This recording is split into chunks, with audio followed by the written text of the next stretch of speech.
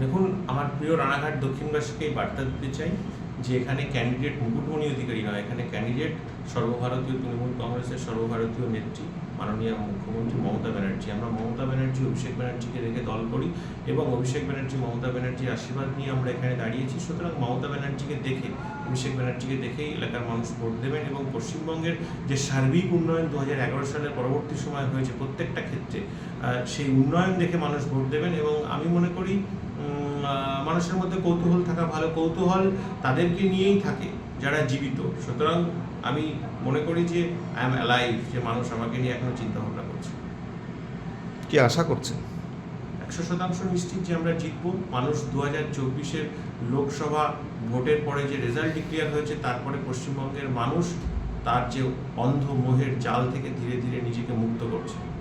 কি কি ইস্যুকে হাতিয়ার করে এবারের এই উপনির্বাচনে আপনি মানুষের কাছে যাচ্ছেন?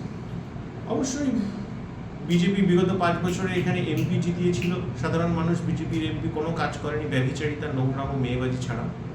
দ্বিতীয়ত, এই এলাকার যে সার্বিক অনুন্নয়ন, সেই অনুন্নয়নকে উন্নতির দিকে নিয়ে যেতে হলে, মমতা ব্যানার্জির উন্নয়নকে আরও বেশি করে এলাকায় সামিল হতে হলে এখান থেকে তৃণমূল কংগ্রেসের বিধায়ক নির্বাচন করা অত্যন্ত প্রয়োজন।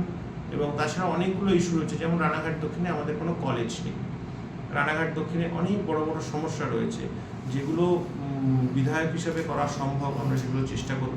সাংসদ হিসাবে জগন্নাথ সরকার অনেক কিছুই করতে পারতেন, কিন্তু কিছুই করেননি, পুরোটাই নিজের পকেট ভর্তি করেছেন। আমরা বলে থাকি তিনি হচ্ছেন রেল লাইনের এমপি, যেটুকু উন্নয়ন রেলের সঙ্গে সেট আপ করে সেখান থেকে উনি করেন, সেখান থেকে ধান্দাপানি হয়। দ্বিতীয় বিষয় যে আরও একটা বড় সমস্যা রয়েছে, নপাড়া মাসুন্দার মানুষের দীর্ঘদিনের দাবি যে নদীর উপর দিয়ে তাদের একটা ব্রিজ করে দিতে হবে। যদিও সেটা আমি জিততে পারলে সকলের আশীর্বাদ নিয়ে আমরা সংশ্লিষ্ট দপ্তরকে জানাবো, একটা বড় বাজেটের বিষয়। এরকম বহু ছোট ছোট বিষয় রয়েছে যেগুলো আমরা মনে করি বিধায়ক হিসেবে মানুষের সেবায় কাজ করতে পারে। দাদা, আপনি একটা সময় বিজেপিতেই ছিলেন, সেই সময় অনেক মানুষের আক্ষেপ ছিল যখন আপনি সাংসদ ছিলেন, তারপরে তো আপনি তৃণমূল কংগ্রেসে চলে আসলেন। তো সেই সময় থেকে মানুষ অনেকের মনের মধ্যে একটা আক্ষেপ, মানুষের সাধারণভাবে কী হয়, একজন জনপ্রতিনিধি বা একজন বিধায়ক বা একজন এমপি, সাধারণ মানুষ আশা করে তার এলাকার সার্বিক উন্নয়নের জন্য। তো সেই জায়গাটায় অনেক সময় মানুষ তাদেরকে না দেখার জন্য বা আপনাকে না দেখতে পাওয়ার কারণে তাদের হয়তো খুব বিক্ষোভের সৃষ্টি হয়। তো সেটাকে কিভাবে কি দেখছেন? দেখুন, এটা যেটা বিজেপির বলানো বুলি আপনার মুখে বসানো হয়েছে যে অ্যান্টি ইনকামবেন্সি, সেরকম কোনো বিষয় নেই। আমি সর্বত্রই সাধারণ মানুষের সঙ্গে নিবিড় যোগাযোগ রেখেছি। রাজনীতির বাইরেও আমি ধর্মীয় প্রাঙ্গণে অত্যন্ত বেশি অ্যাক্টিভ থাকি রাজনীতির থেকেও, এবং সেই সাথে সাথে সমাজসেবামূলক কাজের সঙ্গে যুক্ত, এবং মানুষের সঙ্গে একটা ওতপ্রোত সম্পর্ক আছে, সেটা পুরো রানাঘাট লোকসভা জুড়ে। সুতরাং যাদেরকে মানুষ চেনে না, যাদেরকে পরগাছা ক্যান্ডিডেট করতে হয়, কৃষ্ণনগর থেকে পরগাছাকে নিয়ে আসতে হয় ক্যান্ডিডেট করে, যাদের জনভিত্তি নেই, যারা ফ্লুকে যেতে, তারা এই ধরনের উল্টোপাল্টা ডিসিশন, উল্টোপাল্টা কথাবার্তা তারা মানুষের মধ্যে ছড়িয়ে দেওয়ার চেষ্টা করে। দাদা, আপনার কি মনে হয় যে একজন যারা প্রার্থী বা ক্যান্ডিডেট হয়, সেখানে কোনো সেলিব্রিটি আসলে তার ভোট বাক্স, ভোটের রেজাল্ট ভালো হয়? এটাকে কি ভাবছেন যে সে যে কোনো রাজনৈতিক দলের ক্ষেত্রেই হোক, সেখানে কি প্রার্থীকেই চেনে সাধারণ মানুষ? কি মনে হয় যে একটা সেলিব্রিটিকে নিয়ে আসলাম? আমাদের দলের ক্ষেত্রে তো মমতা ব্যানার্জি, অভিষেক ব্যানার্জি, তাদের উন্নয়ন দেখেই ভোট হয়। এবং যারা সেলিব্রিটি আছেন অবশ্যই তাদের একটা ফ্যান ফলোয়ার্স থাকে, তারা উদ্বুদ্ধ হয়, এলাকার মানুষের মধ্যে একটা নতুন ওয়েভ ক্রিয়েট হয়, এবং ভোটের যে আমরা যেটা বলি, ভোটের যে ওয়েভটা বাড়ে, ভোটের যে ওয়েভ ক্রিয়েট হয়, সেটা কিন্তু সেলিব্রিটিরা আসলে অনেক সময় হয়। আমাদের এই দক্ষিণ বিধানসভায় ভোটারের সংখ্যা, মহিলা এবং পুরুষ ভোটারের সংখ্যা মোটামুটি অ্যাপ্রক্স কত হতে পারে? এখানে আমাদের টোটাল ভোটারের সংখ্যা প্রায় 2,96,000 প্লাস, প্রায় 3 লাখের কাছাকাছি। আচ্ছা আচ্ছা, কি আশা করছেন যে গত লোকসভা নির্বাচন গেল, এবারে যে আপনার সাথে যে একটা লড়াই হিসেবে কাকে দেখছেন? দেখুন, লোকসভা নির্বাচনে আমরা অত্যন্ত পরিশ্রম করেছি এবং সমস্ত কর্মকর্তারা মাঠে নেমেছিল। বিভিন্ন কারণবশত আমরা হেরেছি এবং একটা পরিস্থিতি তৈরি হয়েছিল, আপনারাও বলছিলেন যে একটা সময় এখানে তৃণমূল কংগ্রেসের জয় হয়ে যেতে পারে। সেখান থেকে দাঁড়িয়ে বিভিন্ন কারণবশত আমরা হেরেছি এবং হারটাকে আমরা মাথা পেতে নিয়েছি রানাঘাট লোকসভাবাসীর রায়কে।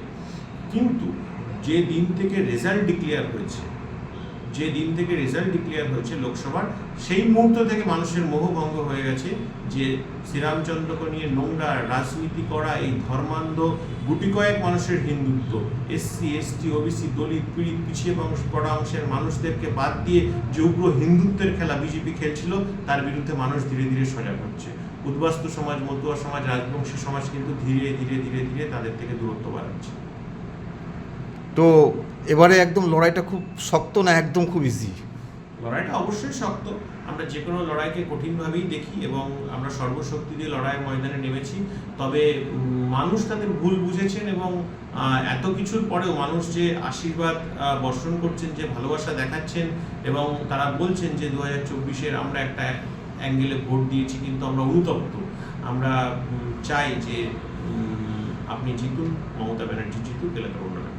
সারা মোটামুটি ভালোই পাচ্ছেন এলাকায় এলাকায়? এবং দারুণ সারা, মানুষ অত্যন্ত উচ্ছ্বাসের সঙ্গে আসছেন এবং লোকসভার আঙ্গিকে যে ভুল ভ্রান্তি, যে একটা বদ্ধমূল ধারণার মধ্যে, যে উগ্র ধর্মন্ধতার মধ্যে মানুষ নিমজ্জিত ছিল, সেই জায়গা থেকে মানুষ কিন্তু ধীরে ধীরে বেরিয়ে আসছে। তো মোটামুটি জিতে আসার পরে কোন কাজটাকে রানাঘাট দক্ষিণ বিধানসভায় আপনি গুরুত্ব সহকারে দেখবেন? অনেক প্রবলেম রয়েছে, অনেক রাস্তা রয়েছে, অনেক জায়গায় মানুষের দাবি রয়েছে। যেমন একটা বড় বললাম আপনার নকড়ামার সাথে একটা ব্রিজ রয়েছে, সেটা আমি চেষ্টা করবো সংশ্লিষ্ট দপ্তরকে বলে। বিভিন্ন রকম কাজ রয়েছে, কোনো কলেজ নেই, বিভিন্ন রকম ডেভেলপমেন্টের কাজ রয়েছে। এখানে প্রচুর পরিমাণে তাঁত শিল্পীরাও থাকে, তাদের জন্য মমতা ব্যানার্জি কাজ করেছেন, কিন্তু তাঁত শিল্পীর জন্য একটা বড় অংশের টাকা জগন্নাথ সরকার এনে খেয়ে ফেলেছেন, তার কোনো হিসাব নেই। তাদের জন্য, তাঁত শিল্পীদের জন্য বিভিন্ন ফেজের কাজ করা বাকি আছে, যেটা মমতা ব্যানার্জি প্রায় 700 কোটি টাকা নিবেশ করেছিলেন নদিয়া জেলাতে, তার পরবর্তী ফেজের কাজ। সর্বোপরি মানুষের পাশে থাকাটা অত্যন্ত প্রয়োজনীয়, কারণ কি নদিয়া একটা পবিত্র ভূমি, নরম মাটি, এখানকার মানুষ নরম মনোভাবা সম্পন্ন। তারা চায় যে তাদের এমপি, তাদের এমএলএ তাদের সঙ্গে নিবিড় যোগাযোগ রাখুক এবং সমাজ